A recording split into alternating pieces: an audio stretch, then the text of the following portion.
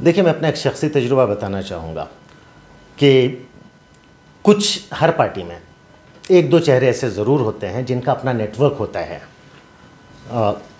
अंजुमनों का, उसके साथ में उलमा वगैरह हजरात से। तो और ये लोग अपने उस नेटवर्क को यूज़ करते हैं अपने पार्टी के फेवर में, उस नेटवर्क को यूज़ किया जाए, वोटर्स की सोच को इन्फ्लुएंस किया जाए। ये होता है, लेकिन और ये होता भी रहेगा। ज़रूरत इस बात की है कि कम्युनिटी एज ए होल इनसे सवाल करने लगे, कम्युनिटी उन पर दबाव डाले और उसके बाद में उनको सही फैसले लेने पे मजबूर करे।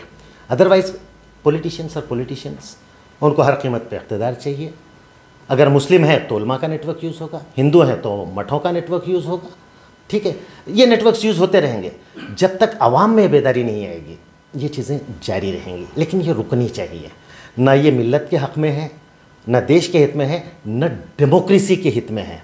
और आज हर आदमी बंदा अपनी जगह ये सोचे कि आज मैं जिस दुनिया में हूँ, ये मेरी अपनी दुनिया नहीं है, मेरे पास अमानत है, आने वाली नस्लों की अमानत है।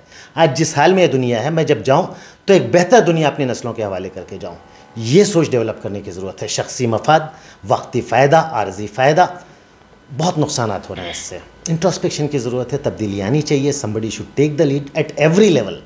गांव के लेवल पे, शहर के लेवल पे ज़िम्मेदार आगे बढ़ें। कम्युनिटी लीडर्स मुसलमानों के बढ़ें, लिंगायत्स के बढ़ें, हिंदूज़ के बढ़ें, एससीज़ के बढ़ें।